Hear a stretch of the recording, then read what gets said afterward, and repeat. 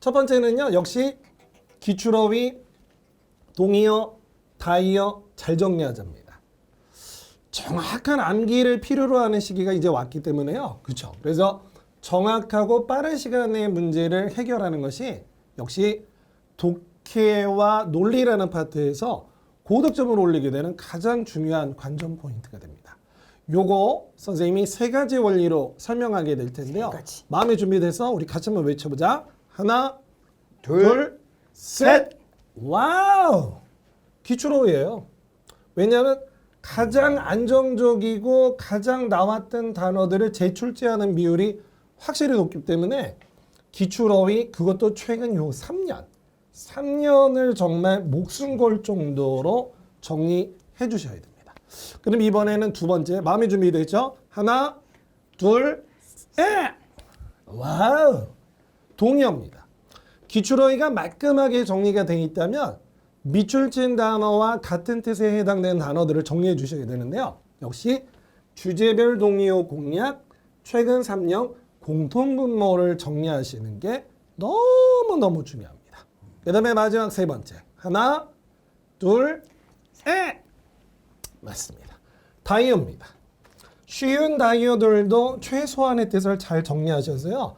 1원리, 2원리, 3원리에 해당되는 내용들을 잘 안전하게 정리해 주시는 게 첫 번째로 가장 중요한 작업이라고 볼 수 있겠습니다. 한 가지 더 알려드리려고요. 깝니다. 야, 이게 수거. 중고등학교 때 이거 참 고통스럽잖아요. 와, 기본 수거가 상당히 중요합니다. 왜냐하면 이제 요 다음 파트에서 전치사 관련된 얘기나 편입에서 가장 중요한 이 문법에 관련된 부분들을 말씀해 주신 우리 교수님 시간에도 또 말씀하시겠지만 이 수거는 주로 전치사와 관련된 부분들까지도 빈칸을 완성시켜야 되는 문제가 출제가 되기 때문에요. 생각보다 견실하게 준비 좀 해주셔야 됩니다. 그럼 다음 빈칸에 들어갈 단어는 무엇이 될까요? 하나도 안 없습니다. 아니 해석 못하면 어때요? 밑에 번역 다 적어놨는데. 그녀는 항상 아무것도 아닌 거. 뒤에 나와 있는 about nothing이죠. 이거에 대해서 어떤 입장을 갖고 있느냐라는 뜻인데 뒷문장 보니까 뭐라고 나오냐면 모든 사람들이 그녀에 대해서 unhappy with 한다. 아우 싫다 이거죠. 그러니까 한마디로 소란 떨지 마 이거예요. 아니 그러니까 당연히 빈칸에 단어 안 넣어도 말이 되는데 아니 이거를 완성하라고 하니 이거 어떻게 하면 좋아 이거를 걱정하지 마세요. 뿅. 아니 이게 포인트가 다 정리가 되는데 웬일이야? 아니 오늘 인강 수업인 줄 알았습니다. 아유 그러니까요. 와. make a fuss 하면요. 소란을 피우다라는 뜻이니까 이거요. 성대문제입니다. 요거 하나 빵꾸 뚫어놓고 집어넣으라고 그러는데 수거 정리만 되면 정말 날로 먹는 문제라고 보실 수 있겠습니다. 다시 한번 정리해드립니다만 첫 번째와 두 번째 원리에 관련된 부분들 여러분들이 잘 정리해 주시면 될 것 같습니다. 제가 문법 하반기 학습 전략 문법 딱 이것만 알고 들어갑시다. 이것만 하반기의 문법은 딱 이것들만요. 하반기 깔끔하고 빠르게 한번 정리할게요. 깔끔. 자, 첫 번째 문법의 비중을 어디다 두냐는 거예요. 학생들이 각자 가지고 있는 실력이 좀 다를 거란 말이에요. 그래서 우리가 학생들 각각의 처한 상황에 맞게 과목별 효율적인 분배가 중요한 거예요. 문법이 좀 약하다라고 하면 하반기지만 문법을 어느 정도의 시간은 적어도 투자를 해줘야 되고요. 문법이 만약에 좀 어느 정도 완성이 되었다. 그럼 하루에 한 20-30개 정도의 문제만 꾸준히 풀어주면서 오답 체크해가면서 여러분들이 문법을 정리해 주는 게 좋습니다. 대략 문법이 정리가 되어 있다 쳐도 그 친구들조차도 하루에 1시간 이상 정도는 문법을 해주는 게 좋아요. 맞아. 문법을 까먹는 건 너무 빠르기 때문이에요. 자, 그러면 이제 문법의 비중을 첫 번째 알아보았다면 두 번째 학교별 수업자를 활용하라. 이게 하반기 문법 전략의 핵심이에요. 자, 일단 내가 가고 싶은 학교의 유형을 한번 확인해 보세요. 각자 자기가 가고 싶은 학교들이 있을 거 아니야. 내가 아무리 노력한다고 해서 이화대를 갈 수 있는 건 아니거든요. 그렇죠? 그래서 그 학교를 확인해 보시고요. 기출문제 한번 풀어보면서 선택과 집중. 이게 바로 두 번째인데요. 왜 선택과 집중을 해야 되는 것이냐. 여러분들 볼게요. 지원하지도 않을 대학교에 힘을 쏟기보다는 우리가 가고 싶어하는 학교 혹은 잘 맞는 유형의 학교 문제를 공략하자. 무슨 말이냐. 내가 되게 가고 싶어하는 학교는 아니야. 맞아. 하지만 그래도 인정을 받는 학교야. 근데 유형이 너무 잘 맞아. 그럼 지원해야죠. 거기에 집중을 해야 되는 거고 얘들아. 자, 그 다음에 세 번째 바로 뭐 전략적인 접근이요. 그럼 그 전략적인 접근을 어떻게 하는 것이냐? 그거는 학교별 수업 자료를 활용하시면 돼요. 그래서 그 학교별로의 문제를 접근해 가면서 이 학교는 이런 스타일로 문제를 출제하네. 이 학교는 찍더라도 뭘 찍어야 되네. 이 학교는 뭘 보고 접근해야 되네. 이 학교는 해석이 필요하네 안 하네. 결국 그 전략적인 접근이 필요한 이유가 되겠습니다. 하지만 세 번째는 조금 생소하죠. 오답 공식이란 말, 저만 쓰는 말이긴 한데요. 무슨 말이냐? 문법 문제 출제할 때 어떠한 지식을 틀리게 물어보고 싶으면 꼭 이렇게만 틀리게 물어봐야 돼라는 그 기본적인 가이드라인이 있어요. 이게 왜 필요하냐 아니라 이론이 약하다면 아예 오답 패턴을 암기해서 시험장에 가는 것이 더 효율적입니다. 아예 그냥 오답 공식을 암기해서 가세요. 이렇게 나오면 무조건 틀린다. 예외 따위는 없다. 그것만 해도 문법을 절반 이상은 맞출 수 있고요. 하물며 이미 절반 이상 맞추고 있다면 혹은 열에 여덟 문제 맞추고 있다면 시간마저 대폭 줄일 수 있거든요. 결국 대학교한테 가장 필요한 게 뭐냐? 어휘와 문법에서 얼마나 많은 시간을 줄여 독해와 논리에 많은 시간을 확보할 수 있냐 없냐가 바로 합격을 결정짓는 싸움이거든요. 그게 합격으로 하는 길입니다. 여러분들. 그래서 오답 패턴을 암기하자. 문법 문제 출제할 때 항상 똑같은 오답 패턴의 방식이다. 무슨 말이냐? 예를 들어 A번 같은 보기가 그래요. 우리 이거를 뭐 문법적인 용어를 들어서 설명하면은 뭐 서술적 용법의 형용사, 후치 수직의 형용사, 명사를 항상 뒤에서만 꾸며줘야 돼요. 이런 말은 의미가 없어요. 여러분들 문법 가르칠 거예요? 아니잖아요, 얘들아. 그러면은 접두어 같은 형용사 대략 한 5개만 딱 암기하면 되는데요. Alike, alive, alone, asleep, afraid. 뜻 알아야 됩니까? 필요 없어요. 이 5가지 형용사의 밑줄이 있을 때는 하나만 확인하면 돼요. Alike, alive, alone, asleep, afraid. 뒤를 확인. 뒤에 1cm만요. 그 뒤에 명사가 보이면 그대로 찍어. 예외 없이 정답이에요. 반대로 하면 걔네 뒤에 명사 없으면 무조건 맞는 것이고 결국 alike, alive, alone, asleep, afraid와 같은 이 형용사를 가지고 문법 문제를 물어볼 수 있는 방법은 딱 하나. 뒤에 명사를 써놓고 틀린 것 아니오르니 묻는 방법. 보이면 찍어내는 오답 공식. 이게 바로 오답 패턴이라는 거예요. 정답이 될 수밖에 없겠지. 하지만 하나만 더 간단하게 예를 들어 봐드리면 자, whose, 뭐 소유격 관계대명사, 관계형용사 이런 용어 많이 들어보셨을 거예요. 다 필요 없습니다. 여러분들 문법 가르칠 거예요? 아니잖아. 용어 하나도 몰라도 대학 갈 수 있는 건 문제를 맞히냐 못 맞히냐의 싸움이니까요. whose 뒤에 더가 보이면 찍으세요. 예외 없습니다. 이런 게 오답 패턴이라는 거야. 심지어 이 오답 패턴을 통해서 문제풀이의 시간까지도 압도적으로 줄일 수 있기 때문에 줄여놓은 시간으로 독해와 논리에서 더 많은 시간을 할애해 거기서 한두 문제만 더 맞춰주세요. 결국 그게 합격을 하는 길입니다. 오케이? 그런데 우리 이렇게 하반기에는 문법과 어휘를 이렇게 정리하자. 늘 이렇게 같이 약속한다는 생각으로요. 우리 하반기 저희가 좀 도와드릴 수 있는 부분들이 있다면 저희한테 언제든지 Q&A 남기시고요. 그렇죠. 자, 그럼 지금까지 저희가 어휘와 문법의 하반기 합 전략은 이렇게 다 말씀드린 것 같고요. 이제 인사드리도록 할게요. 저는 문법의 김동준, 어휘의 안토니였습니다. 안녕. 이번에는 저희가 학습 전략 설명회 2부잖아요. 네. 2부인데 이번에는 특히 저희가 학점은행제로 네. 편입 지원 시에 네. 필수 체크해야 되는 사항에 대해서 좀 저희가 알아볼 건데, 자, 첫 번째로 이제 저희가 연간 이수 제한 학점에 대한 부분인데요. 네. 저희가 학점은행제 수업이나 이런 것들만으로는 좀 제한이 있다고 들었어요. 네. 그럼 어떤 구분들이 좀 있을까요? 네, 연간 이수 제한 학점은 학점은행제로 수업을 들을 때 이수하는데 제한이 있다는 겁니다. 한 학기 기준으로는 24학점, 1년 기준으로는 42학점 제한이 있습니다. 그래서 반드시 내가 이수한 학점이 이 제한에 걸리는지 또 문제가 없는지 반드시 체크를 하셔야 되고요. 주의하셔야 될 부분은 독학사, 자격증 이런 부분은 제한이 없어요. 네. 예. 근데 대학 학점과 학점은행제 수업을 동시에 들었다. 네. 이거는 역시 제한에 걸립니다.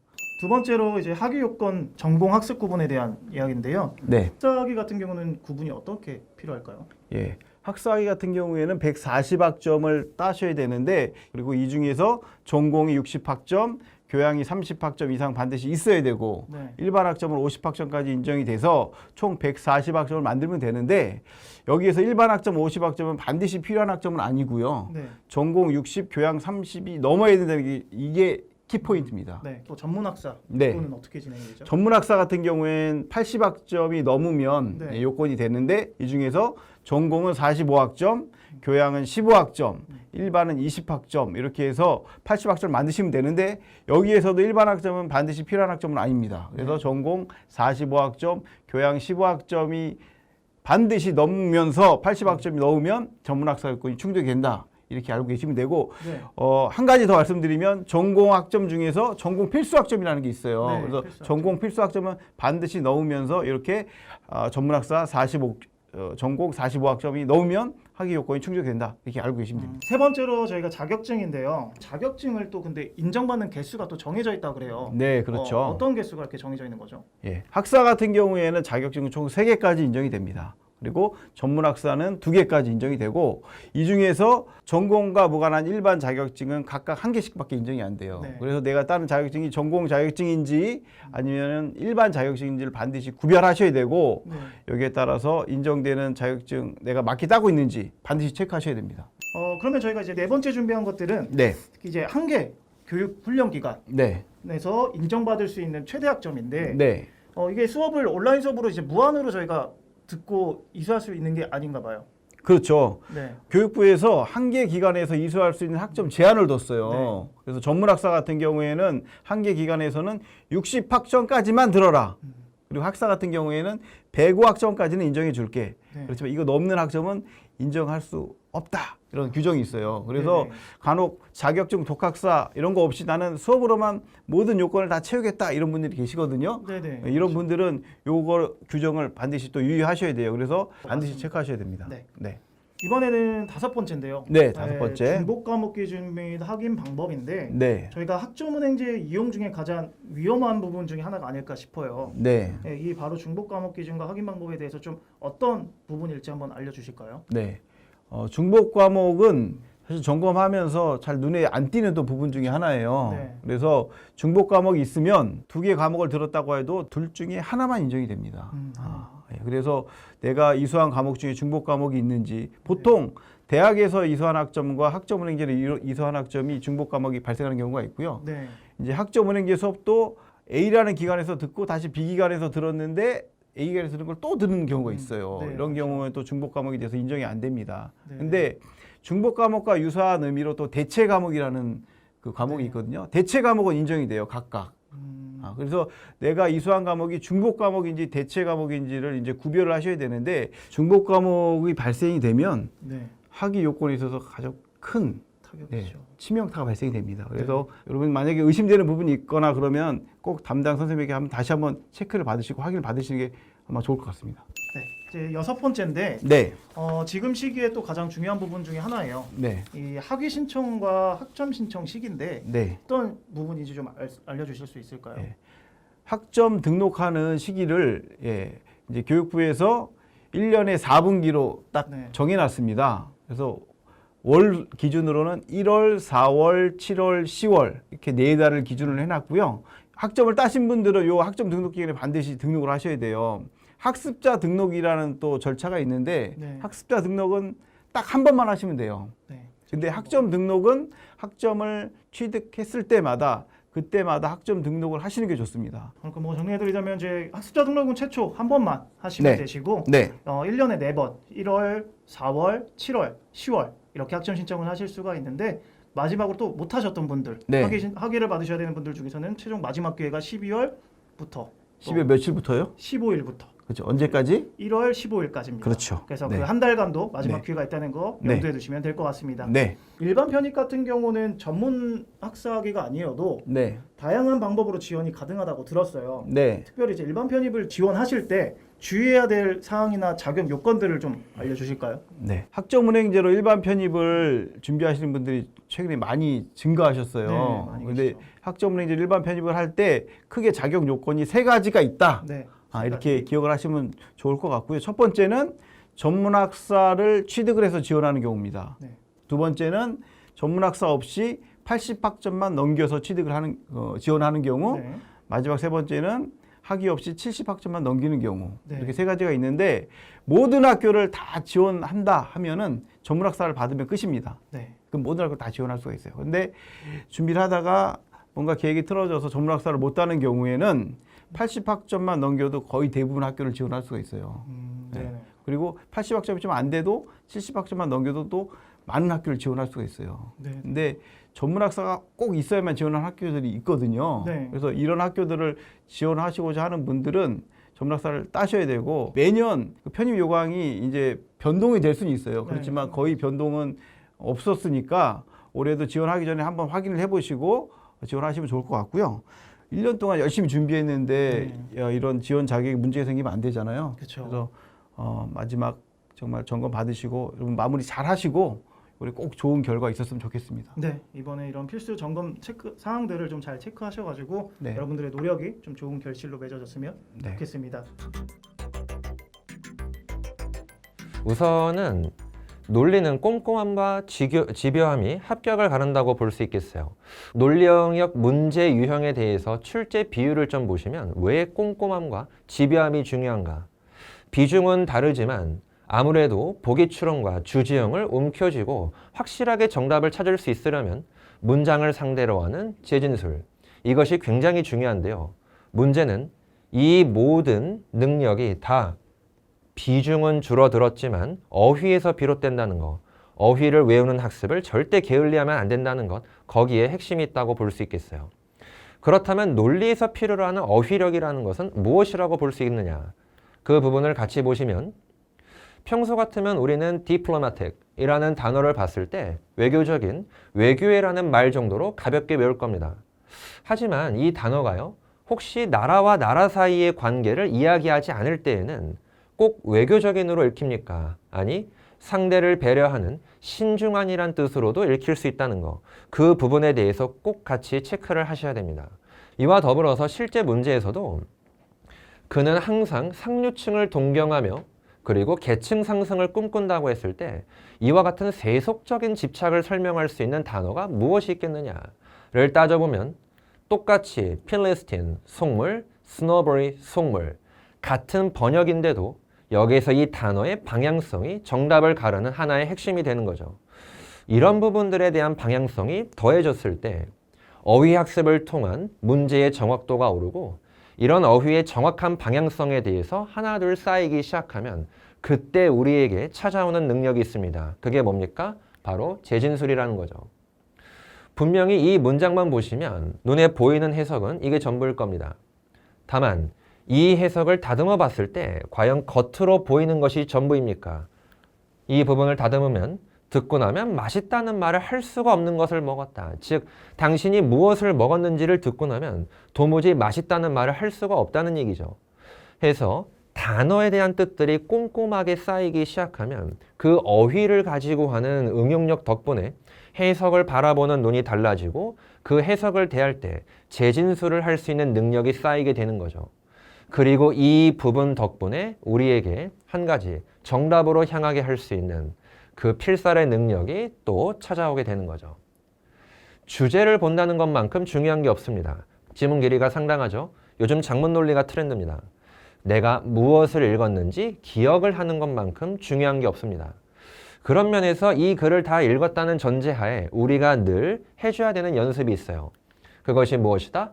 무엇에 대해서 얘기했습니까? 강아지. 또 어떻게 얘기했습니까? 기원을 소개했습니다. 또 그래서 이 글은 무엇입니까? 개의 기원입니다. 한 번에 잘하려고 하지 마시고요. 넓게 보시고 서서히 좁혀가면서 이 지문이 무슨 말을 하는지에 대해서 살펴보는 것. 이 훈련이 숙달되고 어휘력이 쌓이고 더불어 재진술 능력이 좋아지면 혼동보기에 속지 않고요. 속어법을 통해서 좀 더 빠르게 정답으로 다가갈 수 있는 능력이 생긴다. 그렇게 해서 합격으로 다가갈 수 있다라고 생각해 보시면 좋겠습니다.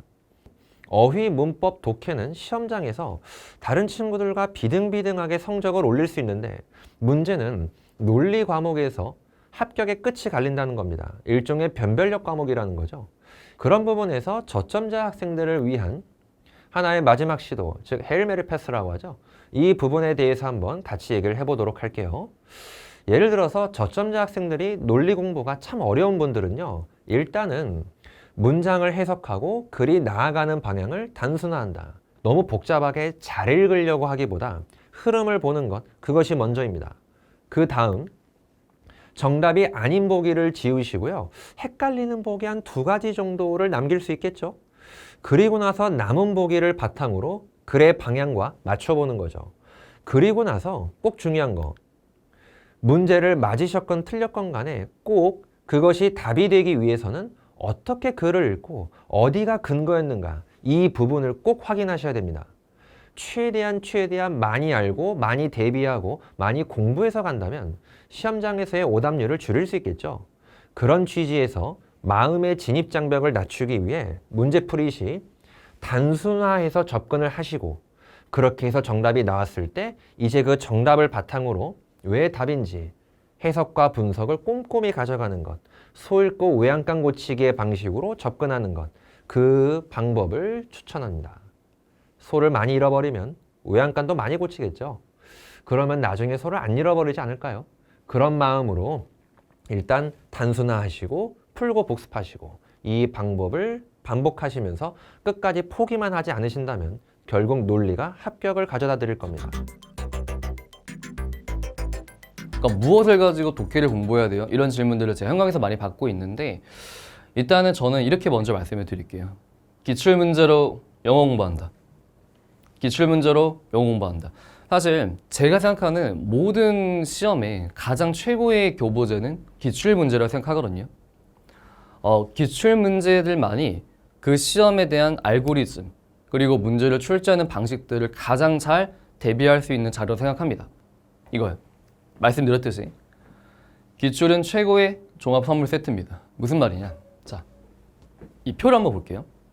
어휘 보고 문법 보고 독해 보고 이게 순환이 되다 보면은 이런 거 내가 1년 동안 공부했었던 혹은 적게는 6개월 동안 공부했었던 것들이 한꺼번에 다 리뷰가 된다는 느낌? 그래서 너무 많은 학교에 연도의 양 때문에 힘들긴 하겠지만 그러나 가장 최고의 교보제이자 종합 선물 세트가 되는 건 기출문제다. 마지막 하나 더, 이 이유도 있어요.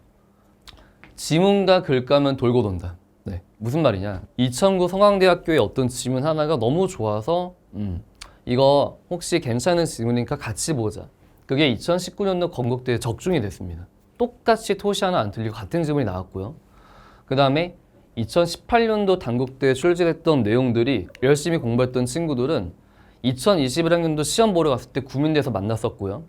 그 다음에 2015학년도 한양대학교에 출제됐던 똑같은 지문은 아닙니다. 비슷한 소재, 거의 같은 내용이 2018 한양대에 똑같이 출제되고요. 여기서 알 수 있는 거, 내가 뭐 이런 거 있잖아요. 뭐 한양대, 서강대 보다가 건국대 본다? 근데 원래 실제 편입에서는 서강대가 좀 어려운 학교고 건국대 좀 쉬운 학교예요. 근데 이렇게 어려운 학교 공부했지만 거기 나오는 지문들이 쉬운 학교에 나올 수도 있다. 그리고 이런 거, 설마 같은 학교에서 같은 지문 내겠어? 근데 이렇게 했습니다. 한양대에서. 자, 여기서 말씀드릴 수 있는 거, 다시 기출문제를 영어 공부한다. 이 말 뜻의 의미는 전 과목을 다 아우르고 실전에 대비할 수 있는 가장 좋은 교보제다. 그 다음에 지문과 글감은 돌고 돈다. 네, 이런 것들로 설명이 가능할 것 같습니다. 자, 이제 이것도 제가 현강 강의하면서 정말 많이 듣는 질문들인데요. 독해복습 어떻게 해요? 이제 하우에 대한 얘기죠. 네. 일단 들어가기 전에 좀 간략하게 팁을 좀 드리자면은, 여러분들 이제 실전 지금 열심히 기출 풀고 계실 거예요.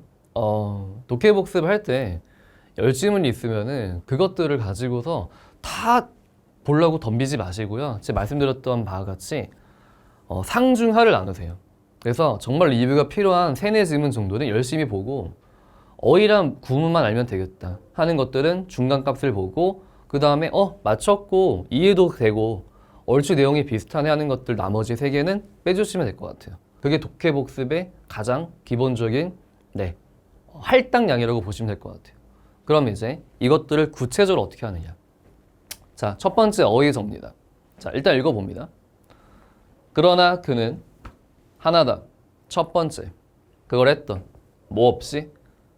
리커스 없이? 뭐지? 그 기준, 그러나 랩 애니멀, 사랑받아, 심리학자, 대학생? 제가 지금 못한 게 아니라 일부러 이렇게 한 겁니다. 자, 읽었어요. 여기서 내가 놓쳤던 단어들이 있을 거 아니에요. 봤더니 약간 어려운 단어들이 예시입니다.